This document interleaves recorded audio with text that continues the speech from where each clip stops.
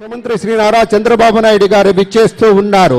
తమ రాజకీయ జీవితమంతా సంఘర్షణలమయమే అయినటువంటి అకుంఠితమైన దీక్షతోటి, తిరుగులేని ఒక దార్శనికతతోటి నవ్యాంధ్ర రూపశిల్పిగా ముఖ్యమంత్రి గారు విచ్చేస్తూ ఉన్నారు.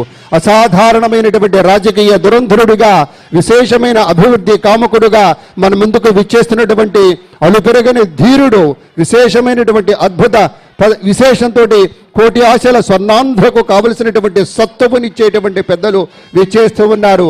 హాయిగా ఒకవైపు మంగళధ్వనులు, మరొక వైపు వేదనాదాలు, ఇవన్నీ కూడాను అద్భుతంగా కొనసాగుతూ ముందుకు తోడ్కొని వస్తూ ఉన్నారు. అధికార గణమంతా కూడాను సాధారణంగా లోనికి తోడ్కొని వస్తున్నారు. దీటుగా కరతాళ ధ్వనులు, సెల్ ఫోన్స్ లో చిత్రీకరించడం కాదు, మనస్ఫూర్తిగా కరతాళ ధ్వనులతోటి కళాకారుల ఆనందాన్ని, అవార్డు అందుకోబోతున్నటువంటి ఆనందాన్ని సమృద్ధిగా వ్యక్తం చేయాల్సినటువంటి ఒక సందర్భం.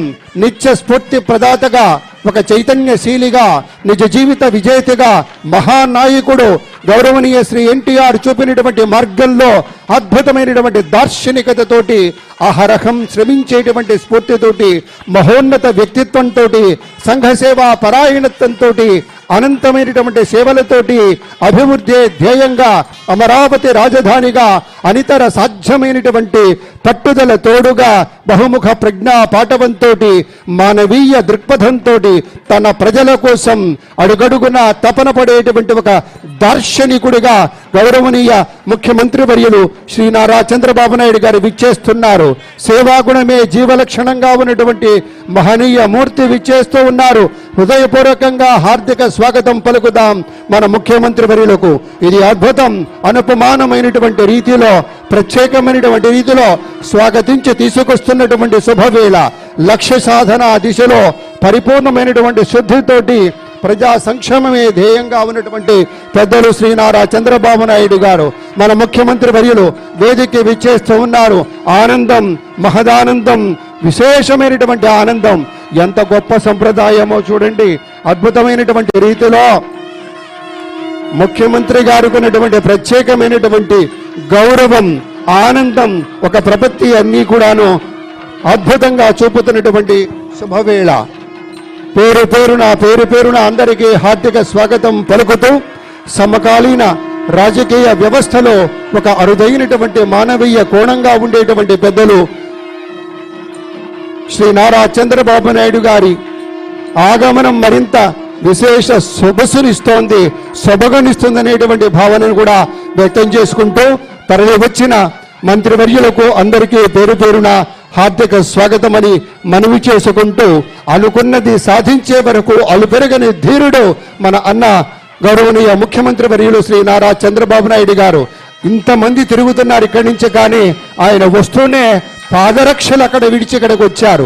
అంటే ఈ వేదిక మీద ఒక భక్తి, ఒక గౌరవం, దుర్గమ్మ తల్లి దీవెన నిండుగా ఉండాలి, కృష్ణవేణమ్మ తల, గోదావరి మాత యొక్క దీవెన అన్నీ కూడా సమృద్ధిగా ఉండి ఆంధ్రప్రదేశ్ రాష్ట్ర సముజ్వల వికాసానికి ధీమంతమైనటువంటి యోధుడుగా మన ముఖ్యమంత్రి శ్రీ నారా చంద్రబాబు నాయుడు గారు మనకి విచ్చేయడం చాలా సంతోషమని పునః మీ అందరికీ మనవి చేసుకుంటూ, వారి యొక్క దివ్య కరకమలాలతోటి ఇప్పుడు దీపారాధన జరుగుతుంది.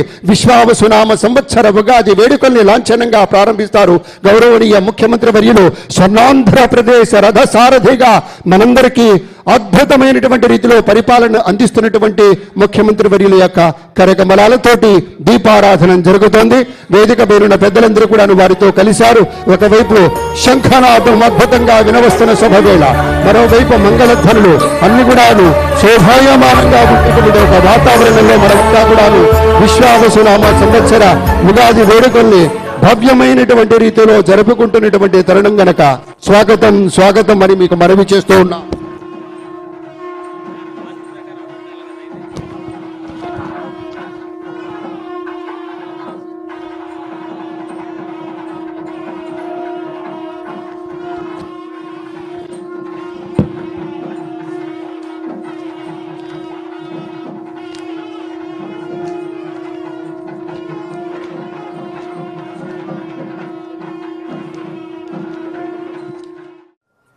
శ్రీ విశ్వావసునామ సంవత్సరం, తెలుగు నూతన సంవత్సరం. ఈరోజు మనం అందరం కూడా జనవరి 1 జరుపుకుంటున్నాం. అది ఇంగ్లీషు. కానీ మన సాంప్రదాయాలను మనం మర్చిపోవడం లేదు. జనవరి 1 ఎంత ఇంపార్టెంటో న్యూ ఇయర్ కింద ఉగాది కూడా దానికంటే ఎక్కువ ప్రాముఖ్యత ఉంది. ఈరోజు మన సాంప్రదాయం చాలా గొప్పది. జనవరి 1కి మనం హ్యాపీ న్యూ ఇయర్ చెప్పుకుంటాం. తెలుగు నూతన సంవత్సరం రోజున మీరు చూస్తే మన సాంప్రదాయాలన్నీ ఉట్టిపడే విధంగా ఉగాది పచ్చడితో ప్రారంభిస్తాం. ఇప్పుడు కూడా మనందరం ఉగాది పచ్చడి తిన్నాం. దీంతో మనం మెంటల్గా ప్రిపేర్ అయిపోతున్నాం. కష్టాలుంటాయి, సుఖాలుంటాయి, అదృష్టాలు కలిసి వస్తాయి, సమ్టైమ్స్ దురదృష్టం కూడా వెంటాడుతుంది. అన్నింటినీ తట్టుకుని నిలబడడం చాలా అవసరమని మనకు మన పెద్దల నుంచి వచ్చినటువంటి వారసత్వ సంపద ఇది. అది వచ్చినప్పుడు చాలామంది కూడా దాన్ని ధైర్యంగా ఎదుర్కొనే శక్తి వస్తుంది.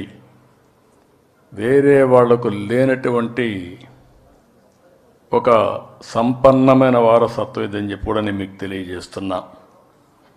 ఈ సందర్భంగా మన రాష్ట్రంలో, మన దేశంలో, విదేశాల్లో ఉండే తెలుగు వారందరికీ మీ అందరి తరపున ఉగాది శుభాకాంక్షలు తెలియజేస్తున్నా. ఈ ఉగాది ప్రతి ఒక్కరి జీవితాల్లో ఒక నూతనమైనటువంటి ఉత్సాహాన్ని కాకుండా ఒక మంచి భవిష్యత్తును ఇవ్వాల్సిందిగా భగవంతుని ప్రార్థిస్తున్నా.